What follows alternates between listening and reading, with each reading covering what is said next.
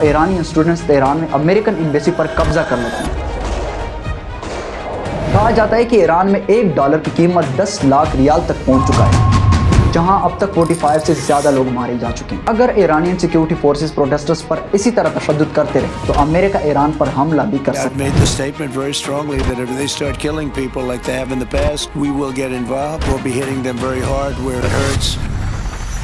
28 دسمبر 2025 کو ایران کے capital Tehran کے شاپ کیپرز مہنگائی سے تنگ آ کر ایک چھوٹے پروٹیسٹ کا آغاز کرتے ہیں۔ دیکھتے ہی دیکھتے یہ پروٹیسٹ ایران کے 31 پروونسز میں پھیل جاتے ہیں، جہاں اسٹوڈنٹس، مزدور اور عام لوگ سب سڑکوں پر نکل آتے ہیں، اور سب کا ایک ہی نعرہ ہوتا ہے: ڈیتھ ٹو دی ڈکٹیٹر۔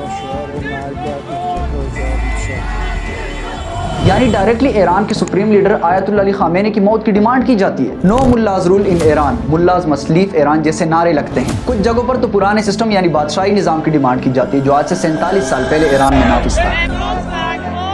کئی شہروں میں تو انٹرنیٹ اور فون سروسز بھی بند کر دی جاتی ہے تاکہ لوگ آپس میں کانٹیکٹ نہ کر سکے اور پروٹیسٹ کنٹرول میں لائے جا سکے۔ سیکیورٹی فورسز بھی ہر طرح سے پروٹیسٹر پر کنٹرول پانے کی کوشش کرتے ہیں۔ ٹیئرز گیس کا استعمال کیا جاتا ہے، واٹر کینن کا استعمال کیا جاتا ہے۔ کچھ جگہوں پر تو ڈائریکٹلی عوام پر لائیو فائرنگ بھی کی جاتی ہے، جہاں 45 سے زیادہ لوگ مارے جاتے ہیں، لیکن پھر بھی عوام پروٹیسٹ نہیں روکتے بلکہ مزید پرتشدد ترین ہوتے جاتے ہیں۔ کہا جاتا ہے کہ ایران میں $1 کی قیمت 10 لاکھ ریال تک پہنچ چکا ہے۔ US پریزیڈنٹ ڈونلڈ ٹرمپ کی طرف سے بھی ایران کو بار بار وارننگ دی جا رہی ہے کہ اگر پروٹیسٹرز پر اسی طرح تشدد ہوتا رہا تو امریکہ اس میں انٹروین کرے گا۔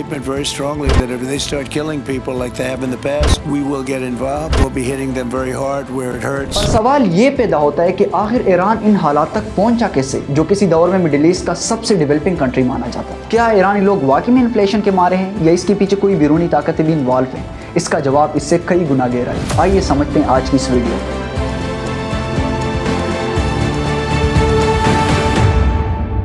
دوستو، شاید آپ یہ جان کر حیران ہو جائیں گے کہ ایک دور میں ایران کو مڈل ایسٹ کا سب سے ڈیولپنگ کنٹری مانا جاتا تھا، یعنی یہاں کے لوگ یورپین عوام کی طرح زندگی جیتے تھے، جہاں ماڈرن کپڑے، سینماز اور امریکہ سے ایک مضبوط دوستی ہوا کرتی تھی۔ یہ 1950 سے 1979 تک کا دور تھا جب ایران پر شاہ آف ایران یعنی محمد رضا پہلوی کی حکومت تھی۔ اصل میں 1953 میں امریکہ کے CIA اور اس دور کے برٹین کی MI6 خفیہ ایجنسیز مل کر ایک سیکرٹ کوپ مشن سر انجام دیتے۔ اس مشن کے ذریعے ایران کے رجیم میں چینجنگ کر کے محمد رضا پہلوی کو ایک بار پھر سے اقتدار میں لایا جاتا ہے۔ اب اس کو اقتدار میں کیوں لایا جاتا ہے، یہ ایک الگ لمبی سٹوری ہے جس پر پھر کسی ویڈیو میں بات کی جا سکتی ہے، لیکن اتنا سمجھ لو کہ شاہ کی گورنمنٹ اپنے آپ میں ایک امریکن پپٹ گورنمنٹ تھی، جو ویسٹ اور اسرائیل کی ٹاپ سپورٹر تھی اور ان کے اشاروں پر چلتی تھی۔ لیکن شاہ کی اس سے بھی بڑی پرابلم یہ تھی کہ وہ اپنے عوام کی نہیں سنتے تھے، بلکہ اپنے خفیہ سواق نامی پولیس کے ذریعے اپنی ہی عوام کو اٹھوا دیتے اور پھر ان پر تشدد کرتے تھے۔ اپوزیشن پر بین تھا، میڈیا اس کے کنٹرول میں تھی، پولیٹیکل پارٹیز الاؤ نہیں تھی، ظلم تھا، کرپشن پیک پر تھی، وغیرہ سب کچھ ہو رہا تھا۔ شاہ کی اس کمزوری کا فائدہ اٹھاتے ہوئے ایران کے ایک بزرگ مولوی ابھر کر سامنے آتے ہیں جس کا نام تھا آیت اللہ روح اللہ خمینی،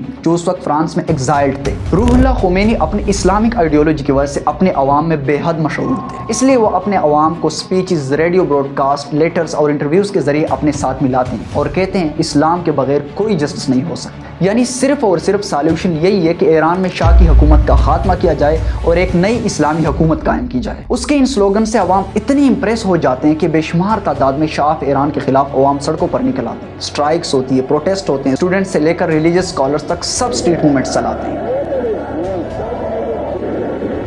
اسی کے چلتے 16 جنوری 1979 کو شاہ ملک چھوڑ کر نکل جاتے ہیں اور اسی طرح ایران میں مقیم 2500 سالہ پرانا بادشاہی نظام کا خاتمہ ہو جاتا ہے۔ محمد رضا پہلوی کی حکومت ختم ہونے کے صرف 17 دن بعد یعنی 1 فروری کو روح اللہ خمینی فرانس سے ایران واپس آتے ہیں، جو بعد میں جا کر ایران کے سپریم لیڈر بھی بن جاتے ہیں۔ لیکن کہانی میں اصل ٹویسٹ تب آتا ہے جب 4 نومبر 1979 کو ایرانی اسٹوڈنٹس تہران میں امریکن ایمبیسی پر قبضہ کر لیتے ہیں اور 52 امریکنز کو 444 دن کے لیے ہاسٹیج بنا دیتے ہیں۔ وہ اسٹوڈنٹس چونکہ ایران ریولوشن کے سپورٹر تھے تو ان کا ماننا تھا کہ امریکہ شاہ کو سپورٹ کرتا رہا، اس لیے انہوں نے US کو پنش کرنے کے لیے یہ قدم اٹھایا۔ امریکہ چونکہ پہلے سے ہی ایران پر غصہ تھا کیونکہ ریسنٹلی ایران سے اس کے پپٹ گورنمنٹ کا خاتمہ ہو چکا تھا جو اس کے اشاروں پر چلتی تھی، اور پھر جب اسٹوڈنٹس نے یہ حرکت بھی کی پھر تو ان کو ایک اچھا خاصا بہانہ مل گیا، اس لیے USA نے اسی موقع کا فائدہ اٹھاتے ہوئے ایران پر بے شمار سینکشنز توڑ دی، ہر طرح کی ریلیشن ختم کیا اور ایک نئی دشمنی کا آغاز ہوا جو آج تک چلی آ رہی ہے۔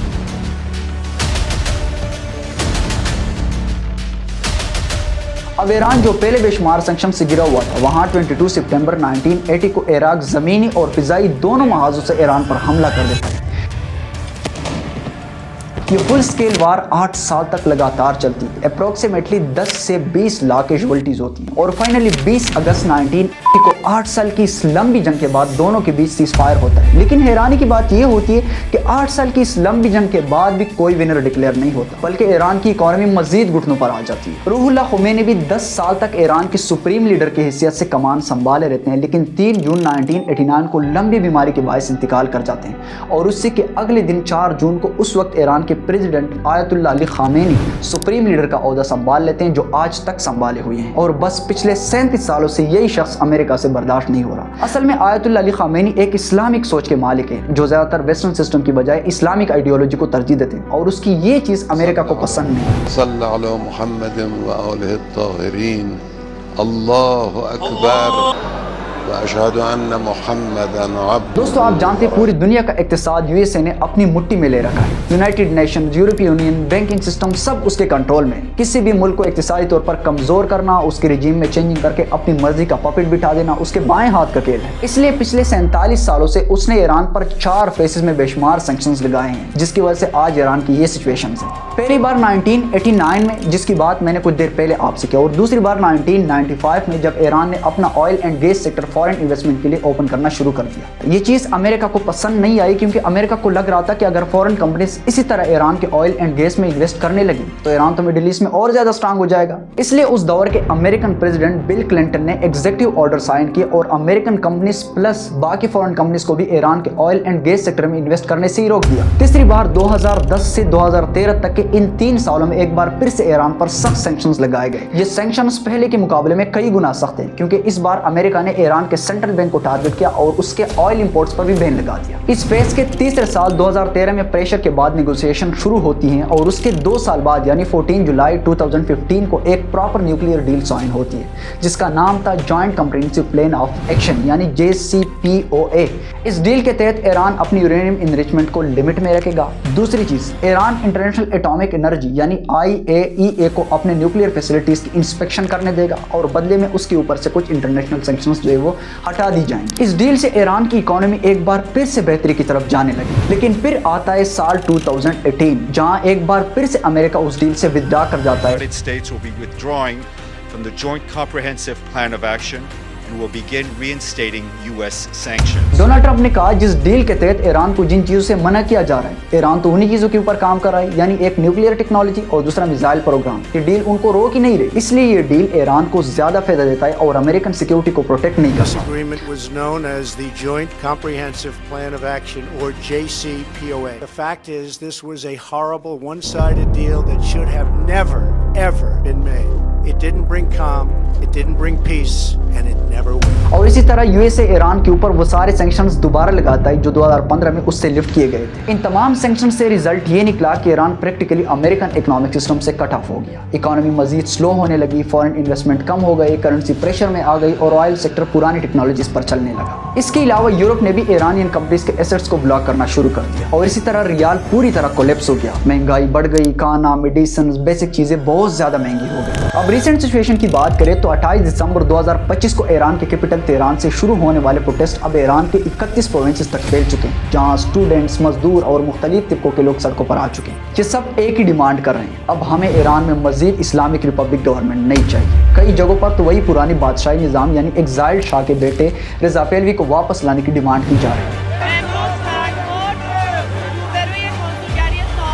ڈیتھ ٹو دا ڈکٹیٹر، نو ملا رول ان ایران جیسے نعرے لگائیں۔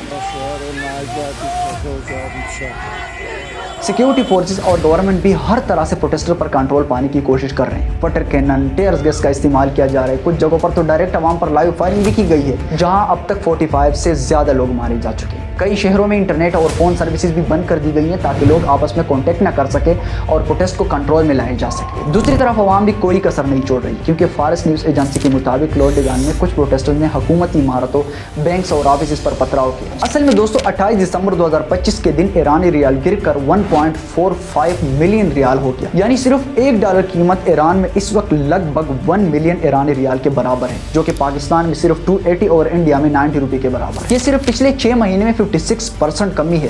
اس گراوٹ کی وجہ سے کھانے پینے کی چیزوں کی قیمتیں بھی پچھلے سال کے مقابلے میں 72% تک بڑھ چکی ہیں، کیونکہ گلوبل فائنینشیل مارکیٹس تک ایران کی رسائی ہو نہیں رہی اور جو ایسٹس رہ گئے تھے وہ بھی سینکشنز کی وجہ سے فریز ہو چکے ہیں۔ اس لیے اب امپورٹس پر زیادہ انحصار کی وجہ سے حالات اور زیادہ خراب ہو گئے ہیں اور مہنگائی مزید تیزی سے بڑھ رہی ہے۔ دوسری طرف ایرانی گورنمنٹ بھی پروٹیسٹرز کو مطمئن کرنے کے لیے ڈیفرنٹ سٹیپس لے رہی ہے، جیسا کہ انہوں نے ایران کے سینٹرل بینک کے گورنر کو ہی چینج کر دیا۔ Appointed a new governor to the central bank after the former one resigned following a record currency fall against the US dollar. اس کے علاوہ تہران یونیورسٹی اور دو اور بڑی یونیورسٹیز کے کیمپس سیکیورٹی ہیڈز بھی ہٹا دیے گئے۔ لیکن انٹرسٹنگ بات یہ ہے کہ ڈونلڈ ٹرمپ بھی بار بار ایران کو وقتاً فوقتاً تھریٹ دے رہے ہیں کہ اگر ایرانی سیکیورٹی فورسز پروٹیسٹرز پر اسی طرح تشدد کرتے رہے تو امریکہ ایران پر حملہ بھی کر سکتا ہے، جس پر خامنئی کا کہنا ہے کہ ٹرمپ کو چاہیے کہ وہ اپنے ہی ملک کے مسائل پر توجہ دے۔ The statement very strongly that if they start killing people like they have in the past, we will get involved. We'll be hitting them very hard where it hurts. تو دوستو آسان الفاظ میں کہیں تو ایران کے آج کے پروٹیسٹ صرف مہنگائی اور کرنسی کولیپس کا نتیجہ نہیں بلکہ 47 سالوں کے political repression, repeated international sanctions, historical conflicts اور گلوبل پاور سٹرگلز کی کمیولیٹیو ایکسپلوژن ہے، جہاں عوام صرف اپنے حقوق اور روزی روٹی کے لیے نہیں بلکہ پورے سسٹم کو چیلنج کر رہے ہیں۔ اس انتظار اور غصے کا ہر نعرہ، ہر مارچ اور ہر ٹیئر گیس کا جھٹکا پورے مڈل ایسٹ کے جیو پولیٹیکل فیوچر کو شیپ کر رہا ہے۔ میرے آبزرویشن کے مطابق دوستو یہ پروٹیسٹ صرف انفلیشن کے نہیں بلکہ کہیں نہ کہیں اس میں امریکہ اور اسرائیل بھی پوری طرح انوالوڈ ہے، کیونکہ جیسے میں نے بتایا کہ یہ سب ایک بار پہلے بھی ہو چکا ہے۔ سال 1953 میں جب CIA اور MI6 جیسی سیکرٹ ایجنسیز نے ایرانی عوام کو اپنے ہی پرائم منسٹر کے خلاف بھڑکایا اور اپنی مرضی کا بندہ تخت پر بٹھا دیا تھا۔ تو سچویشن سے ایسے لگتا ہے کہ ایک بار پھر سے وہی پرانی تاریخ دہرائی جا رہی ہے، کیونکہ امریکہ چاہتا ہے کہ وہاں ایک بار پھر سے رضا پہلوی کی حکومت قائم کی جائے جو اس وقت امریکہ میں موجود ہے۔ اور اگر ایسا ہوتا ہے تو یہ بات واضح ہے کہ وہ شخص امریکہ اور اسرائیل کا ٹاپ سپورٹر ہے۔ دوسری چیز، امریکہ ایشیا میں اپنا انفلوئنس مزید بڑھانا چاہتا ہے اور سب سے امپورٹنٹ چیز یہ ہے کہ یہ سارا کا سارا پلان آلریڈی گریٹر اسرائیل کے لیے کیا جا چکا ہے،